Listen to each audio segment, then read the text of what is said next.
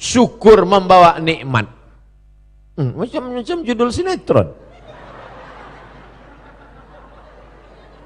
Oh, yang judul sinetron itu sengsara membawa nikmat. Yang sengsara membawa nikmat. Sandi Nayawan dengan Desi Ratnasari. Yang kalian potong nanti GR pula artis tuku saya.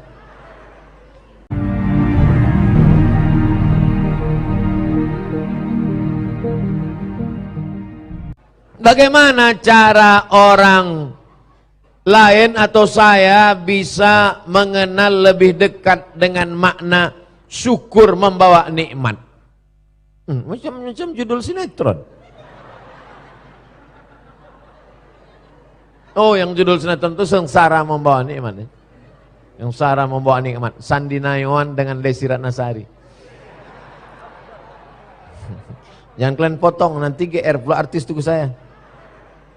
Karena kebanyakan manusia sekarang ini ingin nikmat tapi tak pernah bersyukur. Kalau engkau tidak menganggapnya sebagai nikmat, pasti kau tak akan pernah bersyukur. Betul? Kapan kita baru bersyukur? Kalau kita menganggapnya sebagai nikmat. Begitu pagi bangun, begitu pagi bangun, begitu pagi bangun. Maka bangun pagi itu kau tidak anggap sebagai nikmat, tapi kau anggap itu sebagai rutinitas. Makanya kau tak bersyukur. Setiap lapar makan, setiap lapar makan, setiap lapar makan. Maka makanan itu tak kau anggap sebagai nikmat. Kenapa? Bahkan kau katakan makan itu wajib ada. Mana makanan? Berapa banyak ibu-ibu itu biru matanya gara-gara tak ada makanan. Ditempeleng lakinya. Ada juga yang salah pakai makeup. Kita baru bersyukur kalau kita menganggapnya sebagai nikmat. Makanya ketika kita bangun pagi, kita tidak katakan bangun pagi itu rutinitas. Bangun pagi itu adalah nikmat. Barulah kita bersyukur. Alhamdulillahilladzi ahyana ba'dama amatana wa ilaihid. Pengajian ini nikmat tak? Ada orang-orang di masjid yang mengatakan pengajian ini nikmat. Tapi banyak yang di luar sana pengajian itu dianggapnya pelengkap penderitaan. Sudahlah dia di kantor ditekan atasan, di jalan kena tilang, di rumah kena repet, di masjid kena amuk. Ustadz itu ceramah mengamuk aja. Jadi dianggapnya Ustadz inilah melengkapkan penderitaanku. Akhirnya dia tidak bersyukur kepada Allah. Syarat bersyukur yang pertama, anggaplah, pandanglah sesuatu itu sebagai nikmat. Suara ini nikmat. Bagaimana ceramah tak bersuara? Macam itik. Tak keluar suara itu. Nah, sebab itu nikmat ini mesti. Saya melihat hembusan nafasku adalah nikmat. Kedipan mataku adalah nikmat. Hayunan langkah kakiku adalah nikmat. Hayunan tanganku adalah nikmat. Aku bisa bersuara adalah nikmat. Maka aku syukur kepada Allah. Apa cara bersyukur lidah? Alhamdulillah. Apa syukur mulut? Banyak-banyak mengucapkan tahmid, tasbih, takbir, tahlil. Apa tanda syukur mata? Menetes air mata di tengah malam menangis karena banyak dosa. Apa tanda syukur telinga? Dengarkan nasihat pengajian, tausiah, tabligh akbar dan khutbah. Apa tanda syukur kaki? Langkahkan ke tempat-tempat yang baik-baik, solat berjamaah ke masjid. Apa tanda syukur tangan? Usapkan ke kepala anak yatim, suapkan makanan fakir miskin. Apalagi masjid ini punya program, apa nama programnya? Semanggi. Semanggi. Apa itu? Semangka?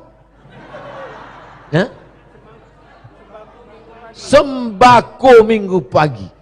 Jadi setiap hari Ahad pagi ada pembagian sembako. Saya umumkan ini supaya membawa beras, bukan bawa karung minta beras. Di masjid ini ada namanya semanggi, membagi sembako Ahad pagi. Kuumumkan supaya masing-masing kita membawa beras, bukan membawa kardus kosong untuk minta sembako. Bulan Desember saya bersama ustadz-ustadz kawan-kawan di Pekanbaru membagi beras sebanyak 26 ton. Ternyata di Batam lebih banyak lagi. Nama gerakannya Gerakan Paskas, Pasukan Amal Soleh. Takbir. Takbir aja, bawa beras. Takbir, pas bawa beras tidur. Beras itu nikmat. Syukuri nikmat berasmu. Dengan apa? Berbagi kepada orang lain. Pakaian itu nikmat. Syukuri pakaianmu. Bagi kepada fakir miskin, anak yatim, duafa. Kalau beli baju 2, 1 untuk kita, 1 bagi ke kawan. Mereknya sama. Jangan yang untuk kita 500.000, untuk orang 50.000. Assalamualaikum Ustaz Somad. Waalaikumsalam. Bagaimana menurut hukum Islam mayat yang kena COVID dikubur tanpa disolatkan dan tidak dimandikan? Apakah mayat itu termasuk mati syahid? Mayat yang dikhawatirkan akan menularkan penyakit menular atau wabah, maka dia tidak dimandikan karena ada uzur syar'i, dia ditayamumkan. Pakai baju APD, baju astronot itu, kan ada video saya pakai baju astronot kan? Nah, itu bukan menghadapi COVID, panen lebah. Pakai baju astronot itu, ambil tanah, tayamumkan mayat itu. Wajahnya, habis itu tangannya. Sudah cukup. Tayamum menggantikan sholat, menggantikan mandinya. Adapun sholat jenazahnya, maka mayat yang kena COVID tetap sholat jenazah. Siapa yang bilang mayat COVID tidak sholat jenazah? Tetap sholat jenazah. Bagaimana sholat jenazahnya? Masukkan dia ke dalam ambulan, sholat dari luar ambulan.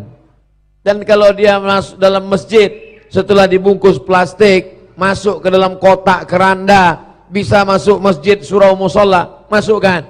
Andai tidak disyaratkan sholat jenazah mesti di masjid. Siapa yang mengatakan sholat jenazah mesti di masjid? Andai di dekat kubur itu, sebelum ditanam, letakkan di situ, sholat jenazah. Kepala, laki-laki di bagian kepala imam di bagian kepala, kalau perempuan di pinggang. Allahu Akbar, Al-Fatihah, Allahu Akbar, selawat, Allahu Akbar, Allahumma fir lahu warhamhu wa'afihi sampai akhir. Allahu Akbar, Allahumma la tahrimna ajrahu wa la taftinna ba'dahu wa fir lana wa lahu wa li ikhwanil ladzina sabaquna bil iman wa la taj'al. Selesai. Tapi kalau mati syahid tak disolatkan Pak Ustadz, mati syahid yang mana? Syahid terbagi 2. Orang yang mati perang, syahid jihad fisabilillah, tidak dimandikan karena luka-luka badannya itu akan menjadi saksi nanti di akhirat. Adapun orang yang syahid karena bukan perang jihad fisabilillah, maka dia tetap dimandikan. Al-mabtunu syahid, orang yang sakit perut mati syahid. Tapi orang sakit perut mati meninggal tetap dimandikan. Orang yang terbakar mati syahid, kalau masih bisa dimandikan tetap dimandikan. Orang yang melahirkan anak mati syahid, tapi tetap dimandikan jenazahnya. Lalu kemudian orang yang kena COVID itu mati syahid tak Pak Ustaz? Al-mat'unu syahid, orang yang kena wabah maka dia mati syahid. Pergi dia ke Jakarta karena tugas untuk rakyat, tugas untuk umat. Pergi dia ke Jakarta, sampai Jakarta masuk zona hitam, kena COVID dia, mati syahid. Suami saya kemarin Pak Ustaz ke Jakarta kena COVID mati syahid. Kenapa dia ke Jakarta? Selingkuh. Pula mati syahid. Nanti konyol. Niat dia baik untuk mencari nafkah halal, untuk membangun masjid, duitnya untuk wakaf. Terpaksa pergi dia keluar, kena COVID dia, meninggal. Matinya mati syahid. Hadis Nabi, al-mat'unu syahid. Tapi dia tetap dimandikan. Tak bisa dimandikan, ditayamumkan. Kalau sudah terlanjur tidak disolatkan, bagaimana Pak Ustaz? Disolatkan di atas jenazahnya. Boleh solat dari atas. Disolatkan di atas kuburnya. Ini kubur, ini batu nisan kepala, datang sholat di situ. Mana dalilnya? Dalilnya Nabi bertanya ke sahabat, mana tukang sapu masjid? Mana tukang sapu masjid nih, kata Nabi. Perempuan yang kemarin aku lihat di sini menyapu-nyapu, mana dia? Dia meninggal ya Rasulullah. Kenapa kalian tidak kasih tahu aku? Kami tak kasih tahu karena dia cuma tukang sapu.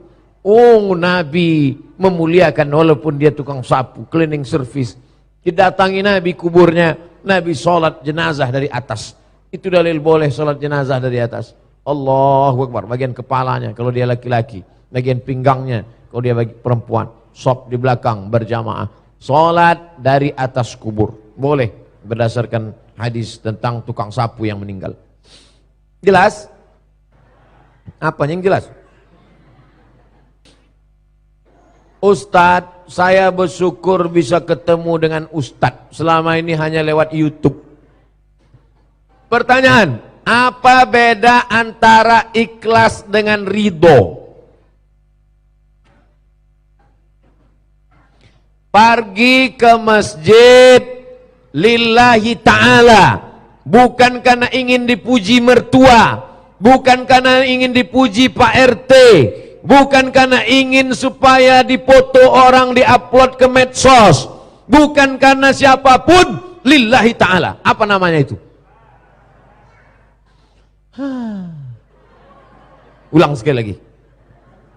Puasa sunat, bukan karena ingin supaya kurus macam Abdul Somad, bukan karena ingin diet, tapi karena ingin dekat Allah. Siapapun tak tahu. Apa namanya itu? Ikhlas. Ikhlas artinya murni. Ikhlas nanti saya sebut murni, ada berapa bapak itu yang cemburu. Nama biniku tuh Pak Ustaz. Ikhlas artinya tulus. Ikhlas artinya bersih. Ikhlas artinya tak bercampur dengan apapun. Seperti air susu kambing keluar dari perut kambing, padahal dia terletak baina farsin wa damin, antara kotoran dan antara darah. Keluar dari antara kotoran dan darah. Kalau dia kena kotoran, maka air susu kambing itu warnanya hitam lah. Kalau dia kena darah, maka air susu kambing itu warnanya merah. Tapi dia tidak merah dan tidak hitam, warnanya hitam campur kopi. Maka tak bercampur dengan apapun, tidak terkontaminasi dengan apapun, yang tulus, murni, bersih, itu namanya ikhlas. Air kalau bercampur dengan kopi namanya air kopi. Kalau bercampur dengan teh namanya air teh. Kalau campur dengan soda namanya air soda. Tapi kalau tak bercampur dengan apapun namanya air ikhlas. Air mineral itu bahasa Arabnya al-ma'ul khalis, air ikhlas. Sampai airnya pun tak ada sama sekali, itu yang paling ikhlas. Airnya di dalam udah, saya udah minum tuh. udah minum. Di dalam tuh ada jeruk, ada banyak makanan dalam. Ada kue, ada jeruk, ada limau, ada macam-macam. Tapi tak bisa dimakan karena orang minta foto semua. Itu ikhlas. Sedangkan ridho itu begini. Ridho itu begini. Sudah dijaga barang ini dengan baik, dikunci, disimpan, dijaga, dipelihara, tiba-tiba hilang juga. Berarti kita mesti ridho. Macam ibu lah, bapak tu dah ibu jaga betul-betul. Kalau dia mau pergi kasih duit 2.000 perak aja. Abang, nih 2.000 yang banyak-banyak, bahaya nanti. Asal kemana-mana ditelepon. Kemana bang? Balik jam berapa? Sama siapa? Tiba-tiba dilarikan pelakor juga. Berarti ibu mesti mengamuk. Apa pula ridho? Ridho kata ibu. Hati-hati ibu. Mengamuk. Mesti mengamuk. Ridho itu kalau tidak ada pilihan sama sekali. Tak ada pilihan. Kalau ini mesti mengamuk karena ada pilihan. Abang balik bang. Kalau tak balik kuyak-kuyak abang nanti. Mesti mengamuk. Tapi ada ridho. Sudah makan 4 sehat 5 sempurna. Sudah ikut aturan agama dan negara. Tiba-tiba kena COVID juga. Masa mesti ridho. ridha menerima ketetapan Allah Subhanahu wa taala. Man lam yardha biqada'i, siapa yang tak ridha menerima takdirku, walam yasbir bibalai, siapa yang tak sabar menerima ujianku, falyatlub rabban siwaya, carilah Tuhan selain aku. Ada yang lebih tinggi daripada surga. Apa itu?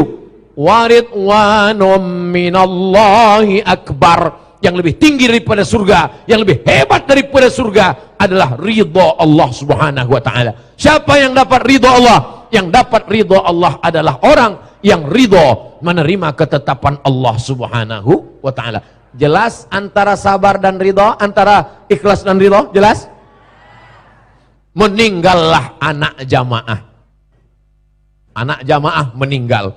Tiba-tiba datang satu ibu-ibu, "Bu, jangan nangis ya, ikhlaskan aja, ikhlaskan aja." Kira-kira cakap ibu ini betul apa salah?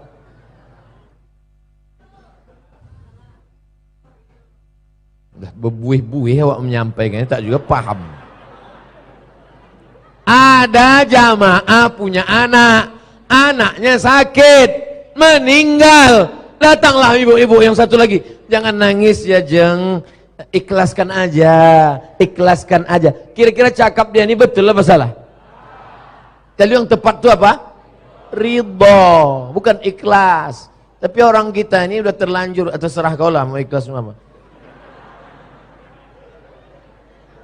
Jelas? Jelas insya Allah. Jangan lupa subscribe, like, and share. إلهي ناس دول الفردوس